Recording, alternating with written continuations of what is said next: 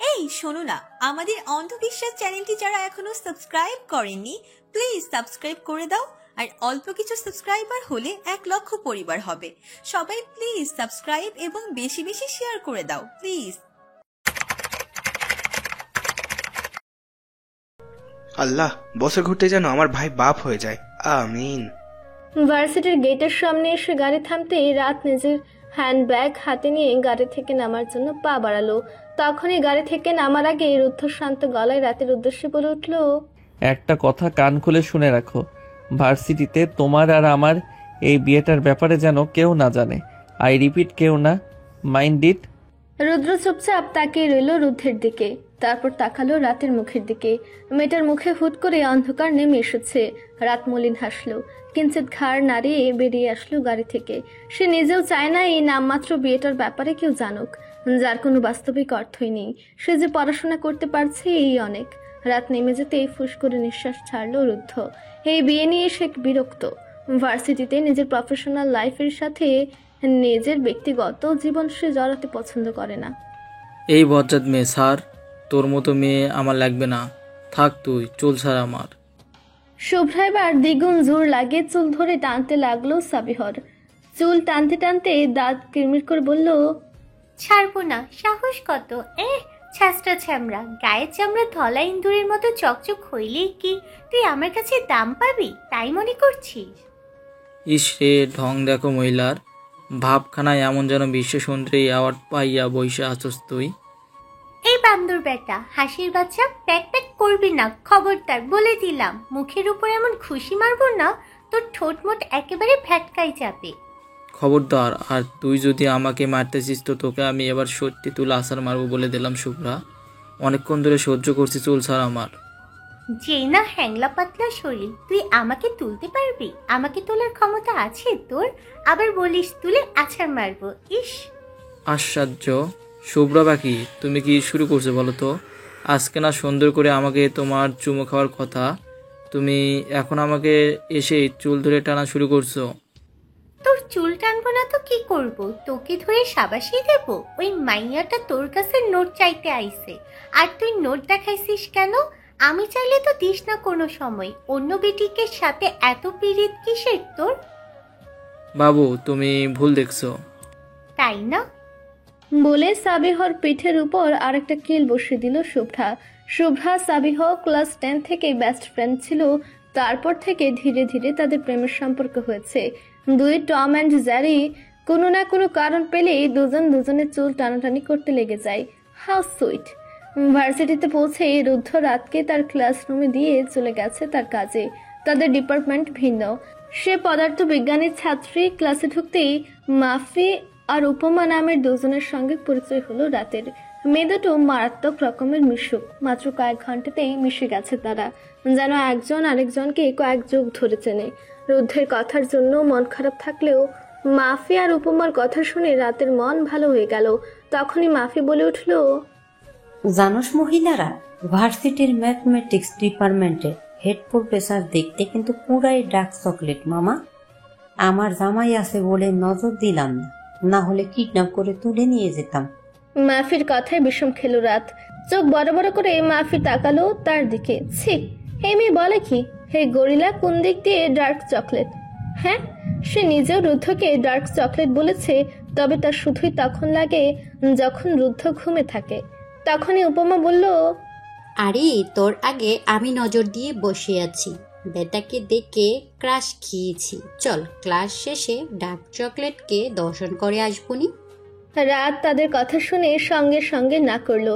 রুদ্ধ তাকে সাবধান করে দিয়েছে যেন তাদের বিয়ের বিষয়ে ভার্সিটির কেউ না জানে, কিন্তু তার কথা মাফি উপমা দুজনের কেউ শুনল না। ক্লাস শেষ হতেই টেনে ধরে নিয়ে গেল সাথে করে রাতকে। রুদ্ধ যেই রুমে ক্লাস নিচ্ছে সেই রুমের সামনে দিয়ে যাওয়ার সময় রুদ্ধের দিকে তাকালো রাত। ধূসর রঙের কোট খুলে রেখেছে রুদ্ধ। সাদা রঙের শার্টের হাতা কোণে পর্যন্ত ভাঁজ করে রেখেছে। বোর্ডে দেখে মুখ করে কিছু লিখে আবার বই হাতে কিছু বোঝাতে লাগলো সে। রাত গোপনে ছবি তুলে নিল রুদ্ধের। মাফিয়া উপমা তখন দাঁড়িয়ে দেখতে লাগলো রাতের কাণ্ড কারখানা। মাফিয়া আজ সকালে রুদ্ধের সঙ্গে রাতকে দেখেছে। এখন রাতের চাহনি আর তার কর্মকাণ্ড দেখে সন্দেহ বেড়ে গেল মাফির। উপমার কানের কাছে কিছু একটা বলে মাফি আচমকায় রাতকে ধরে নিয়ে গেল একটা ফাঁকা ক্লাসে। রাত হতভম্ব হয়ে দেখতে লাগলো তার এহেন কাণ্ড। এই মেয়ের আবার হলো কি? রাতকে চেয়ারে বসে মাফি তার সামনে এসে কোমরে হাত দিয়ে রাতকে জিজ্ঞেস করলো, কি ব্যাপার কি মহিলা? স্যারকে লাইক করো নাকি? আজকে সকালে তোমাকে রুদ্র স্যারের গাড়ি থেকে বের হতে দেখেছি। কি লুকাচ্ছিস মহিলা? রাত তাদের এমন কথায় বিরক্ত হওয়ার ভান ধরে বলল, আরে ধুর, কি শুরু করলি তোরা? রাত সেখান থেকে সরে উঠতে গেলেই উপমা তাকে পুনরায় বসিয়ে দিল। মাফি কোমরে হাত রেখে রাতের দিকে ঝুঁকে বলল, মহিলা আগে কে হই এই বেটা তোর? রাত এবার পড়ল আরেক বিপাকে। কপাল কুঁচকে বিরক্ত হয়ে নিজের অজান্তেই বলে উঠল, জামাই হইছে। কথাটা বলে রাত নিজেই হতভম্ব হয়ে গেল। কথায় কথায় কি বলে দিয়েছে এটা? রাতের কথা শুনতে চোখ বড় বড় হয়ে গেল মাফির। উপমার সাথে সাথে মেঝেতে বসে পড়ল। কষ্টে কান্না করার নাটক করতে লাগলো। তারপর রাতের দিকে তাকে নাক ফুলিয়ে বলল, আমার ক্রাশ তোর বর। একথা শোনার আগে আমার বিয়ে হয়ে গেল না কেন? মাফি উপমার সাথে সাথে বলল, আর তুই এটা হাইড করেছিলি কেন মহিলা? তোর জামাইকে তুলে নেব নাকি? রাত এবার কিছুটা নরম হয়ে মলিন কণ্ঠে বলল, আরে সেই জন্য না, রাগ করিস কেন? আমাকে এই বিষয়ে কাউকে বলতে নিষেধ করা হয়েছে, তাই বলিনি। প্লিজ এটা নিয়ে পাবলিকলি কথা বলবি না, আমি এটা প্রাইভেট রাখতে চাই। মাফি সিরিয়াস না হয়ে বলল, 6 বাচ্চার মা হয়েও কইতি তুই বজ্জাত মহিলা। আচ্ছা ঠিক আছে, কমুনা যা। রাত স্বস্তির নিঃশ্বাস ছেড়ে হাসতে হাসতে বলল, ধন্যবাদ আপনাকে আপা। উপমা রাতের দিকে তাকে নাক ফুলিয়ে বলল, আপনাকেও ধন্যবাদ এমনি ছেক্কা খাওয়ানোর লাইগে। তখনই মাফি ব্যাগ ঘাড়ে নিয়ে তারা দেখে বলল, আচ্ছা এখন চল বাসায় যাব। তোদের ভাইয়া আবার রোদের মধ্যে দাঁড়িয়ে আছে হয়তো। যাই আমি, না হলে রোদে পুড়ে আরো কালো হয়ে যাবে জামাই আমার। মাফির বলার ভঙ্গি দেখে উপমা টেনে টেনে বলল, বাবা আমাদের ভাইয়া। মাফি উপমার মাথায় টোকা দিয়ে বলল, আরে বেডি যাই আমি, কালকে দেখা হবে, আল্লাহ হাফেজ। উপমা ও মাফির সাথে যেতে যেতে রাতের উদ্দেশ্যে বলল, হ্যাঁ আমিও যাই রে, আব্বু আসছে। রাত তাদের হাত নাড়িয়ে বলল, আচ্ছা আল্লাহ হাফেজ তাহলে। রাত তাদের বিদায় জানিয়ে গেটের সামনে এসে দাঁড়িয়ে পড়ল। রাতের ক্লাস দুপুরে শেষ হলেও রুদ্ধের বিকাল হয়ে যাবে। বিকেলের শেষ ভাগ এসে পড়েছে। রক্তিম পূর্ব আকাশে সূর্য তার কমলা রঙে রাঙিয়ে রেখেছে। শুভ্র মেঘেরা রোদ্দুরের ছোঁয়া লাগিয়ে ছুটে যাচ্ছে বহুদূর। ভার্সিটির সামনে এক কোনায় দাঁড়িয়ে আছে রাত। রুদ্ধের গাড়ির সিটে মাথা এলিয়ে চুপচাপ বসে আছে রাত। তখন রুদ্র এসে রুদ্ধের গাড়ির ভেতরে তাকে বসিয়ে দিয়ে গেছে। প্রচন্ড ক্লান্ত লাগছে আজ তার। আজ রুদ্র প্রথম জয়েন করেছে, তাই তার অনেক কাজ বুঝে নিতে হচ্ছে রুদ্ধের থেকে। দুই ভাইয়ের আসতে আসতে অনেক দেরি হয়ে যায়। রুদ্ধ গাড়িতে উঠতে দেখে রাত সিটে মাথা রেখে ঘুমিয়ে পড়েছে। সেদিকে তাকে ফুস করে নিঃশ্বাস ছেড়ে গাড়ি চালাতে শুরু করলো রুদ্ধ বাড়ির উদ্দেশ্যে। চারপাশে হুট করে সন্ধ্যা হওয়ার আগেই অন্ধকারে নেমে আসতে লাগলো। ঘন কালো মেঘে ঢেকে গেছে আকাশ, যেন বৃষ্টি নামবে টুপ করে। রাত ঘুমাচ্ছে। গাড়ি ঘোরাতেই তার মাথায় গিয়ে বাড়ি খেলো গাড়ির জানালার সাথে। এই নিয়ে 3 বার ধাক্কা লাগলো গাড়ির জানালার সাথে মেয়েটার মাথা। পেছন থেকে রুদ্র বিরক্ত কণ্ঠে বলল, মেয়েটার মাথা ফাটিয়ে কি বাড়ি নিয়ে যাবি তুই? টেনে তুলে সোজা করে দে না। 3 বার লাগলো মেয়েটার মাথায় এই নিয়ে, আর তুই একবার ধরলি না ওকে? রুদ্ধ ফুস করে নিঃশ্বাস ছাড়লো। তারপর বাম হাত দিয়ে রাতকে বুকে টেনে নিল। হাঁক চুকে গেল রুদ্র রুদ্ধের এমন কাণ্ডে।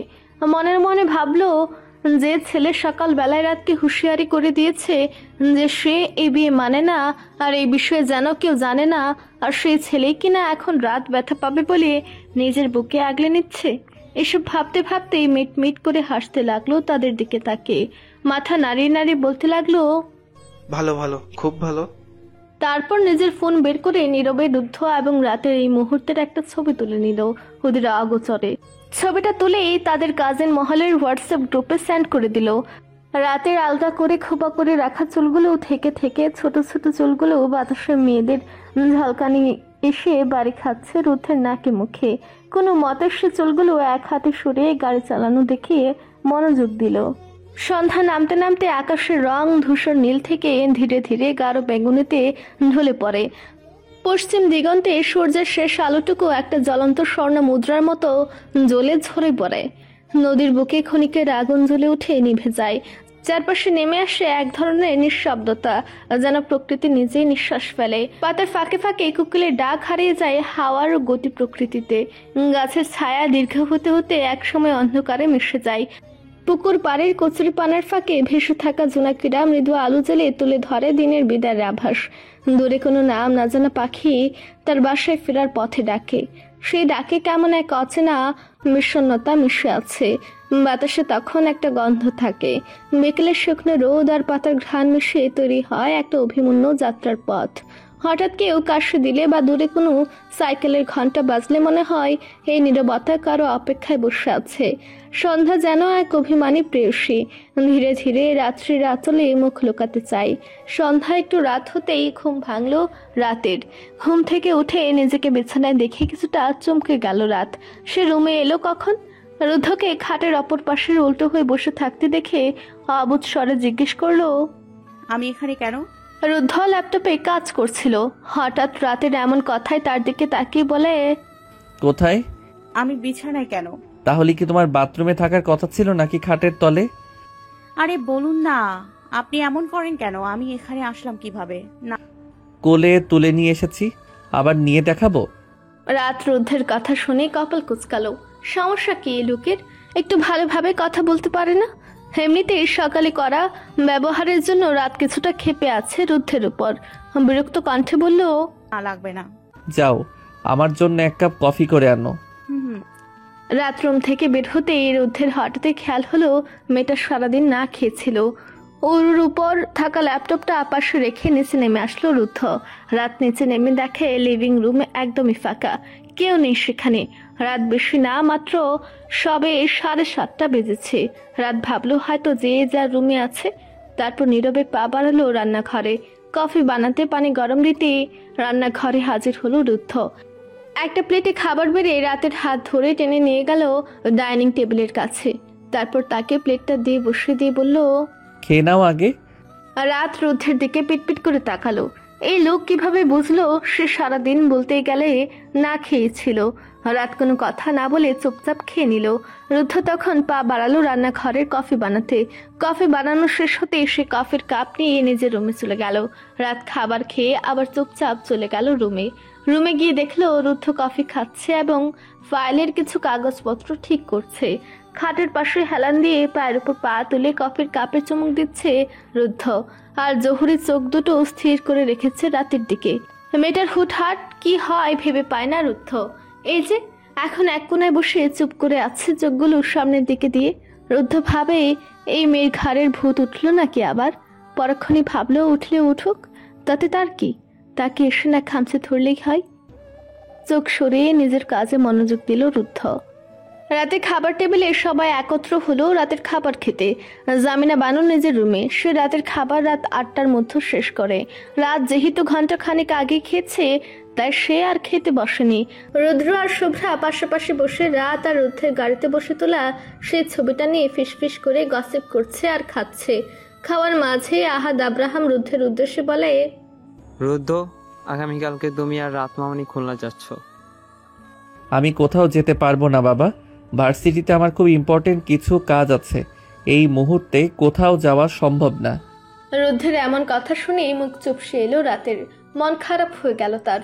মাথা নিচু করে চুপ করে শুভ্রার চেয়ারের পেছনে দাঁড়িয়ে রইল। আহাদ আব্রাহাম বললেন, তুমি না বললেই তো হবে না। এমনিতেই বিয়ের কোনো অনুষ্ঠানই করতে পারলাম না তোমার জন্য। এখন যেটুকু নিয়মকানুন আছে তাও কি তুমি পালন করতে দিবে না আমাদের? আগামীকালকের মধ্যেই তোমরা রওনা হবে, তাই আজ রাতের মধ্যেই সব গুছিয়ে ফেলো। কিন্তু বাবা আমি... ব্যাস, আমি আর কোনো কথা শুনতে চাই না। আর কোনো অজুহাত দেখাতে হবে না আমাকে। আগামীকালকে তোমরা খুলনায় যাচ্ছ। বাবা প্লিজ, আমাকে এসব বিষয় নিয়ে জোর করবেন না। আপনি নিশ্চয়ই চাচ্ছেন না আমি এখন বাড়ি ছেড়ে চলে যাই। আমি আপনাকে বলছি আমার কালকে যাওয়া সম্ভব না। যদি খুব প্রয়োজন পড়ে তাহলে ড্রাইভার দিয়ে পাঠিয়ে দেন। এই মেয়েকে আমি নিয়ে যেতে পারবো না। কাউকে। তারপর রাত খাওয়া প্লেট ফেলে রেখে উঠে চলে গেল রুদ্ধ। সেদিকে তাকিয়ে ফুস করে নিঃশ্বাস ছাড়ল রানু বেগম। মাথা নিচু করে আছে রাত। প্রচন্ড খারাপ লাগছে তার। সকাল থেকে এই রুদ্ধ তার সাথে একের পর এক খারাপ ব্যবহার করে যাচ্ছে। এমন কেন লোকটা? বাড়ি যাওয়ার জন্য মন কান্না করছে তার, কিন্তু মা বাবার উপর অভিমান করেছে বলে ফোন দিয়ে তাদের বলতে পারছে না। রাতের চোখ ভরে আসতে চাইলো, কিন্তু সবার সামনে নিজেকে সামলে নিল রাত। শুভ্রা কানে এয়ারপোর্ট গুজে সাবিহর সাথে গ্রুপ স্টাডি করছে। নেক্সট উইকে তাদের একটা অ্যাসাইনমেন্ট জমা দিতে হবে। তখনই সাবিহ ভীষণই অসহায় স্বরে বলল, ইউ নো হোয়াট বেবি, আজকেও আমায় লুঙ্গি পরে ঘুমাইতে হবে? উফ, বুঝলাম না। মুসলমানি দিচ্ছে ছোটটার, তাহলে আমাকে কেন লুঙ্গি পরে বাসায় রাখতে চায় আব্বা আম্মা? আরে রিল্যাক্স বেবি, তুমি বোঝো না, তুমি লুঙ্গি পরতেছো দেখে ও একটু উৎসাহ পাবে, তাই জন্য তোমাকে লুঙ্গি পরাই রাখছে। বালের উৎসাহ! রাত্রেবেলা একটু ঠিকঠাকভাবে ঘুমাতেও পারে না, পা নাড়ালেই মনে হয় এই বুঝি সব কিছু বেরিয়ে গেল। আমার কাছে না একটা জবরদস্ত আইডিয়া আছে, শুনবা? না থাক, মাফ করেন আমাকে। গতকালকের মতো লুঙ্গির নিচে ট্রাউজার করে ঘুমাতে পারবো না। গরমে ভিতরে আগুন জ্বলে ধোঁয়া উঠতে থাকে। আরে বেটা শোন তো আগে, লুঙ্গিটাকে সেফটি পিন দিয়ে আটকায় পায়জামার মতো করে প্যাঁচাই পড়লে তো হয়। ওই যে তুমি যেমনে ছবি তোলার জন্য শাড়ি লুঙ্গির মতো পেঁচাও পরো, ওমনে রাখি। হ, আচ্ছা ওয়েট, দেখি ট্রাই করে। দেখো সেফটি পিনটা আবার অন্য জায়গায় ঢুকাই ফেললো না। আরে কি বলছি, দুষ্টু দুষ্টু করো না তো, নটি গার্ল। আহারে হাব বেটা। আহু রুদ্রকে ভিডিও কলে কুষ্টিয়া তার নানা বাড়ি থেকে আহুর বাবার জন্য তার মা কালারফুল লুঙ্গি এনেছে, সেটা দেখাচ্ছে এক এক করে। রুদ্র তা দেখে কপাল কুঁচকে বলল, এটা আবার কেমন লুঙ্গি, তাও আবার কমলা রঙের? লুঙ্গিকে কি শাড়ি পরাইছো তোমরা? তুমি তো দেখি বাংলাদেশের ঐতিহ্য সম্পর্কে কিছুই জানো না। লুঙ্গি কত রঙের হয়? হোক, রাখো এখন এগুলো, ধর। আজব, এমন করো কেন? লুতুপুতু ছাড়া আর কিছু কি মাথায় ঘোরে না? সবসময় উল্টোপাল্টা কথাই বলতে হবে নাকি তোমার সাথে আমার? শোনো মাতারি, ভবিষ্যৎ ভাতার লাগে আমি তোমার। আমার সাথে লুতুপুতু কথা বলবা না তো কার সাথে বলবা? পারবো না, ফোন কাটো। বলে মুখের উপর ঠাস করে ফোনটা অফ করে দিল আহু। রুদ্র হতাশ চোখে সেদিকে তাকিয়ে বিছানায় চিৎপটাং হয়ে শুয়ে পড়ল। ভীষণ ক্লান্ত আজ সে। ভবিষ্যৎ আন্ডা বাচ্চার মায়ের রাগ পরে ভাঙানো যাবে, আগে কড়া করে একটা ঘুম প্রয়োজন। রাত বাজে 1:35। রুদ্রের উপর রাগ করেছিল বলেই রাত আর রুমে আসেনি একবারের জন্য। সে ভেবেছিল এত আজ শুভ্রার সাথে ঘুমিয়ে পড়বে, কিন্তু সে রুমের দরজা বন্ধ দেখে আর যেতে পারেনি। সে বাধ্য হয়ে আবার ফিরে আসতে হলো রুদ্ধের রুমে। রুমে এসে কোনো দিকে না তাকিয়ে সোজা ওয়াশরুমে চলে গেল সে ফ্রেশ হতে। ফ্রেশ হয়ে এসে চুল আঁচড়ে হাতে পায়ে অলিভ অয়েল মেখে নিল। তারপর সোফার উপর থাকা কুসুম বালিশ নিয়ে তার এবং রুদ্ধের মাঝ বরাবর রেখে দিল। তার উপর রাখলো তার মাথার বালিশটা। তারপর রুদ্ধের দিকে ভ্রু কুচকে তাকিয়ে ঠোঁট বাঁকিয়ে ঘুমিয়ে পড়ল উল্টো দিক ফিরে। রুদ্ধ চোখের উপর হাত দিয়ে শুয়েছিল এতক্ষণ, এখনো ঘুমায়নি সে। রাতের এমন কাণ্ডে ললটে ভাঁজ পড়ল তার। রাত উল্টো পাশ শুয়ে ফুপাতে শুরু করেছে। প্রচন্ড কান্না আসছে তার। মায়ের সাথে কথা বলার জন্য মনটা প্রচন্ড ছটফট করছে তার, কিন্তু কাউকে বলতে পারছে না, আবার ফোনও দিতে পারবে না। কি সমস্যা কি তোমার? বউগিরি করতে গিয়ে মাথার তার সব ছিঁড়ে ফেলেছো নাকি? মাঝখানে বালিশ রেখেছো কেন? তুমি জানো না ফুপি ঘুমাই এখানে? উত্তরে উপাস থেকে কোনো আওয়াজ না আসলে রুদ্ধ এক টান দিয়ে রাতকে তার দিকে ফেরালেই রাতের অশ্রুসিক্ত চোখ দুটোর দিকে তাকিয়ে কিছুটা হকচুকে গেল। আকস্মাৎ মেয়েটাকে কান্না করতে দেখে সে কিছুটা ঘাবড়ে গেল। কি হয়েছে, কান্না করছো কেন? আমি তো তোমাকে কিছু বলিনি, বকিনি তো। রাত কিছু বলে না, বরং কান্নার ব্যাগ আরো তীব্র হয়ে ওঠে। সে ফুপে ফুপে কাঁদতে থাকে, বুক কেঁপে ওঠে তার। রাতের কান্নার ব্যাগ বেড়ে গেল আরো, ফুপে ফুপে কাঁদতে লাগলো সে। পুফিও তার কান্না শুনে মিউ মিউ শব্দ করে পিটপিট করে তাকিয়ে রইল তার দিকে। রুদ্ধ বুঝে উঠতে পারলো না এই মেয়ে হঠাৎ কান্না করছে কেন। আহা চুপ, কান্না থামাও এখনই। কিন্তু রাত থামলো না, বরং কাঁদতে কাঁদতে হেঁচকে উঠে ফেললো সে।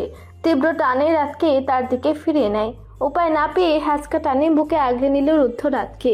আলতু হাতে হাতের মাথায় হাত বুলিয়ে দিতে লাগলো সে। তারপর মৃদু স্বরে জিজ্ঞেস করলো, কান্না করছো কেন? কিন্তু রাত তখনও নিশ্চুপ। কোনো শব্দ নেই, শুধু নিঃশ্বাসের ভারী শব্দ আর থরথর করে কাঁপতে থাকা তার শরীর। রাত ফোপাতে ফোপাতে খামচে ধরে রুদ্ধের টি শার্ট, নাক গুজে দেয় তার পুরুষালী শক্ত বুকে। সঙ্গে সঙ্গে কেঁপে উঠল রুদ্ধ। রাত তখনও তাকে খামচে ধরে রেখেছে, নাক টেনে কেঁপে উঠছে হিচকি দিতে দিতে। নখে আঁচড় কেটে বসে আছে তার বুকে, ঠোঁট কাঁপছে তার এখনো। রুদ্ধ তাকে শুয়ে দিতে গেল, কিন্তু রাত তাকে ছাড়লো না। রুদ্ধ কিছু বলে না আর, শুধু রাতের চুলে আলতো করে আঙ্গুল বুলিয়ে যায় আর তাকে নিয়ে শুয়ে পড়ে। আলতো করে শান্ত স্বরে বলে, রাত। কিন্তু রাত এবারও উত্তর দিল না। রাত শক্ত করে আবদ্ধ করে নেয় নিজেকে রুদ্ধের বাহুতে। তারপর ধীরে ধীরে রাতের দেহ নিস্তব্ধ হয়ে আসে। কান্নার ঢেউ যেন ক্লান্ত হয়ে গিয়ে সরে যায় তার চোখের কোণ থেকে। ঘুম এসে আলতো করে জড়িয়ে ধরে তাকে। রুদ্ধের বুকের ঠিক মাঝখানে মাথা রেখে সে আস্তে করে চোখ মুছে ফেলে রুদ্ধ নিচু গলায় বলে, কাঁদছো কেন? রাত চুপ করে থাকে, কিন্তু বুকের ভেতর স্পষ্ট শোনা যায় তার হৃদয়ের কাঁপুনিটা। রুদ্ধ আলতো ভাবে চুল সরিয়ে মুখের কাছে ঠোঁট নামিয়ে ফিসফিসিয়ে বলে, মন খারাপ কেন? রাত চোখ খুলে তাকায় রুদ্ধের দিকে। চোখ জোড়া ভেজা, কিন্তু তাতে এক অদ্ভুত উষ্ণতা। রাতের মুখটা ভেজে আছে চোখের পানিতে। চোখ দেখে মনে হচ্ছে যেন চাঁদের গায়ে বৃষ্টি নেমেছে। এত সুন্দর করে কেউ কাঁদে? রুদ্ধ রাতের গাল ছুঁয়ে দিল, আলতো করে মুছে দিল চোখের কোণে লেপটে থাকা অশ্রুকণা। রাত একটু কথা না বলে বুকের আরো কাছে মুখ গুজে দেয়। রুদ্ধ তার কপালে ঠোঁট ছুঁয়ে রাখে কিছুক্ষণ নিজের অজান্তেই। নীরবতার ভরে উঠে এক অদ্ভুত ভালো লাগার মাধুর্যে। রাতের ফুলা ফুলা চোখের চাহনি ঘুর লাগিয়ে দিচ্ছে রুদ্ধের। কান্না করায় চোখের পাপড়ি ভিজে ভারী হয়ে আছে। গোলাপি ঠোঁট জোড়াও কাঁপছে মৃদু তালে, যা বেসামাল করে দিল রুদ্ধকে। রুদ্ধের ছুঁয়ে দিতে ইচ্ছে করলো রাতের ঠোঁট জোড়া। রাত তখনও নিঃশব্দে, চোখ দুটো আধা ভেজা লালচে। রাতের গাল ধরে জল শুকিয়ে যাওয়া রেখা জল জল করছে। চুলগুলো এলোমেলো হয়ে মুখের পাশে ছড়িয়ে আছে। রুদ্ধ তাকিয়ে থাকে সেই মুখটার দিকে চুপচাপ, হৃদয় বিস্ফোরণের মতো নিস্তব্ধতায়। রাত সারা দুনিয়া ভুলে এক নিঃশ্বাসে হারিয়ে যায় রুদ্ধের বাহুর উষ্ণতায়। তার ঠোঁটের কোনায় একটা শান্তির রেখা খেলে যায়, এক টুকরো ভালোবাসার মতো। তলিয়ে যেতে থাকে গভীর নিদ্রায়। কিছুক্ষণ পর রুদ্ধ নিজেও ঘুমিয়ে পড়ল, রাতকে এক হাতে আগলে নিয়ে। পুফিও গুটি গুটি পায়ে এগিয়ে গিয়ে রুদ্ধের বুকের যে পাশে রাত মাথা রেখেছে সেখানে গোল হয়ে বসে রাতের মাথার কাছে মাথা রেখে ঘুমানোর জন্য হাফসে তুলল সে। বাইরে ভোর রাতের প্রান্তে দাঁড়িয়ে হালকা মৃদু বাতাস বইছে, ঠিক যেন কারো দীর্ঘশ্বাসে লেগে থাকা নরম স্পর্শ। সেই বাতাস নিঃশব্দে ঘরের বারান্দার সফেদ পাতলা পর্দা বেয়ে ঢুকে পড়ে ভেতরে। পর্দাকে আলতো করে নাড়িয়ে যায়, কানের কাছে ফিসফিস করে বলে যায় কোনো অদৃশ্য কবিতা। এই বাতাসে ভেসে আসে রঙ্গনা ফুলের নরম ঘ্রাণ, সাদা কুমারী রঙ্গনার পবিত্র স্নিগ্ধ সুগন্ধ। তার সঙ্গে মাধবীলতার সুবাস, এক অদ্ভুত মিষ্টি ঘুরের মতো, যেন কারো গোপন চিঠিতে ভেজা পারফিউমের ধারা। গন্ধগুলো একে অপরের সঙ্গে মিশে গিয়ে এক অলিখিত সুর তৈরি করেছে বাতাসে। সেই সুরে ঘরটা যেন মুহূর্তের জন্য কোনো অন্য জগতের দরজা খুলে দেয়। সবকিছু থমকে থাকে কিছুক্ষণ। ঘড়ির কাটা নিঃশ্বাস, চেনা ভাবনাগুলো। রাত তখনও নিদ্রায় ডুবে, রুদ্ধ পাশে শুয়ে। বাহিরের এই বাতাস, সেই সুবাস যেন ঘরের ভেতরেও ঢুকে পড়েছে কোনো অদৃশ্য গল্প হয়ে। ঘুম ভেঙে যায় রাতের। রাত চোখ মেলে পিটপিট করে তাকানোর চেষ্টা করলো। ঘুম ঘুম চোখে তাকালো সে। তখন ঘর জুড়ে ছড়িয়ে আছে কোমল রৌদ্রের আলো। জানালার ফাঁক গলে সূর্য রোশনি এসে পড়েছে খাটের উপরে, সোনালি আবরণে মুড়ে রেখেছে সকালটাকে। রাত ধীরে ধীরে উঠে বসতে গেলে একটু চাপ লাগে তার উদরে। সেদিকে তাকাতে দেখে রুদ্ধ তার ডান হাতে আবদ্ধ করে রেখেছে তার কোমর। রাতের চোখের পাতা এখনো ঘুমের কিছুটা ওজন রয়ে গেছে, কিন্তু মন জুড়ে আশ্চর্য প্রশান্তি খেলে গেল মুহূর্তেই। রুদ্ধ এখনো ঘুমে, নিঃশ্বাস পড়ছে ভারী ভারী। তার তালে পুরুষালী চওড়া বিশাল বুকে ওঠানামা করছে। সূর্যের আলো ঝিকিমিকি হয়ে ওঠা চাদরের রেখায়। রাত তাকিয়ে থাকে নিঃশব্দে। রুদ্ধের ঘুমন্ত মুখটা তাকে অদ্ভুত এক আকর্ষণ করছে। রুদ্ধের ভ্রু দুটো সামান্য কুঁচকে আছে সব সময়ের মতো। নাকের রেখা, ঠোঁটের পাক, গালের কৌণিক ছায়া, সবকিছু মিলিয়ে তাকে অসম্ভব আকর্ষণীয় করে তুলছে, যেন নিখুঁত কোনো ভাস্করের হাতে গড়া। তার উজ্জ্বল কপালে পড়ে থাকা কিছু চুল সকালের আলোর ছায়ায় সোনালি হয়ে উঠেছে। এই ঘুমন্ত রূপ নির্দ্বিধায় আজ নির্ভার, এমন ভাবে মুগ্ধ করে যে রাত নিজে নিঃশ্বাস টের পায় না। সে বুঝতে পারে না পুরুষটি এমন মোহময় কেন। এটা কি তার নিস্তব্ধতা, নাকি তার তীব্রতা, নাকি সেই কোমলতা যা এত দৃঢ় বুকের গভীরে লুকিয়ে রাখা। রাত নিঃশব্দে তাকিয়ে থাকে সেই ঘুমন্ত মুখের দিকে, যেন সময় একটুও না নড়ে, যেন এই দৃশ্যটা অনন্তকাল স্থির হয়ে থাকে তার চোখে। এই এক নিঃশব্দ প্রেম। রাতের এই মুহূর্তে রুদ্ধের থেকে ছাড়তে ইচ্ছে না হলেও আলতো হাতে নিজেকে ছাড়িয়ে নিল রুদ্ধের দৃঢ় বন্ধন থেকে। তারপর উঠে গিয়ে ফ্রেশ হয়ে তৈরি হয়ে নিল। সে বের হয়ে পড়বে ভার্সিটির উদ্দেশ্যে। আজ একা যাবে সে। রুম থেকে নিচে নামতেই রানু বেগম তাকে সকালে নাস্তা করতে বললেন। সে কোনো মতে একটা রুটি খেয়ে উঠে দৌড় লাগালো ভার্সিটির উদ্দেশ্যে। সকালের ক্লান্ত আলো ছড়িয়ে পড়েছে ক্যাম্পাসের চারপাশে। গাছে গাছে শালিকের ডাক। দূর থেকে ভেসে আসতে লাগলো ভ্যান গাড়ির ঘন্টার শব্দ। রাত ধীর পায়ে হাঁটছিল ক্যাম্পাসের মূল ভবনের দিকে। মাথায় হালকা বাতাস লেগে চুলগুলো নড়ছিল। আজ তার পরনেই হালকা আকাশ রঙের একটা থ্রি পিস। চারপাশে চোখ বুলিয়ে দেখতে দেখতে হাঁটতে লাগলো সে। ঠিক তখনই ঠাস আচমকা ধাক্কা খেল সে একজনের সাথে। দুজনে প্রায় একসঙ্গে বলে উঠল, আউট। রাত সামনে দাঁড়ানোর আগে দেখতে পেল একটা ছেলে প্রায় হুমড়ি খেতে খেতে সামনে নিচ্ছে নিজের ভারসাম্য। তার হাত থেকে কয়েকটা বই পড়ে গেছে মাটিতে। গায়ে হালকা খয়েরি শার্ট, চোখে মোটা প্রেমের চশমা, আর চুলগুলো যেন সদ্য ঘুম ভেঙে উঠে আসা। সরি, আমি দেখছিলাম না ঠিক মতো। ছেলেটা মুখ কাচুমাচু করে মাথা নিচু করে বলল। তার কণ্ঠে বিব্রতের ভাব স্পষ্ট ফুটে উঠেছে। রাতও একটু হতবাক। সে নিচু হয়ে বইগুলো তুলতে সাহায্য করতে গিয়ে বলল, না না, আমিও দেখছিলাম না ঠিক। আসলে আমার চোখ তখন আরেক দিকে ছিল। আমিও সরি। ছেলেটা হালকা হেসে বলল, সমস্যা নেই, আমি একাই করতে পারবো। রাত থমকে গেল। সে তাকালো ছেলেটার দিকে। একটা সহজ সরল হাসি ছেলেটার মুখে। চশমার পেছন থেকে উকি দিচ্ছে এক জটিল সরলতা। রাত বলল, তুমি কোন ডিপার্টমেন্টে? ছেলেটা হাসলো। পদার্থবিজ্ঞান, আজকে প্রথম ক্লাস করতে আসলাম। রাত হাতের বইগুলোর দিকে ইঙ্গিত করে বলল, এই বইগুলো কিসের জন্য? ছেলেটা বইগুলোর দিকে তাকিয়ে বলে, ও, এগুলো তো কিছু থ্রিলার বই, একটু আগে লাইব্রেরি থেকে নিয়ে আসলাম পড়ার জন্য। রাত চমকে তাকালো ছেলেটার দিকে। তুমি এত বড়? ছেলেটা একটু মাথা নিচু করলো। হ্যাঁ, মাঝে মাঝে পড়া হয়। রাত নরম সুরে মাথা নিচু করে উত্তর দিল, ভালো তো। তার নাম জানতে পারি? ছেলেটা আমি মুচকি হেসে জবাব দিল, আমার নাম মাফরুজ। ও, আমি রাত। তো তুমি আর আমি একই ডিপার্টমেন্টে। আর একটু পরেই তো ক্লাস শুরু হবে। চলো ক্লাসরুমে যাই। ক্লাসে আসতেই তাদের সঙ্গে যোগ দিল উপমা এবং মাফি। মাফি তখন মাথায় হাত দিয়ে বসেছিল। রাতকে দেখতে বলে উঠল, এই মহিলা, তোর সমস্যা কি? এতক্ষণ লাগে কেন আসতে? জামাই ছাড়া থাকতে মন চায় না, তাই না? তখনই পাশ থেকে গা দুলিয়ে হাসতে হাসতে বলে উঠল উপমা, যেমন তুই তোর বেটা ছাড়া থাকতে পারিস না। চুপ থাক মহিলা। এই, আমাকে মহিলা বলবি না, আমি মহিলা না। তাদের এমন কথোপকথন শুনে মাফরুজ ফিক করে হেসে ফেলল।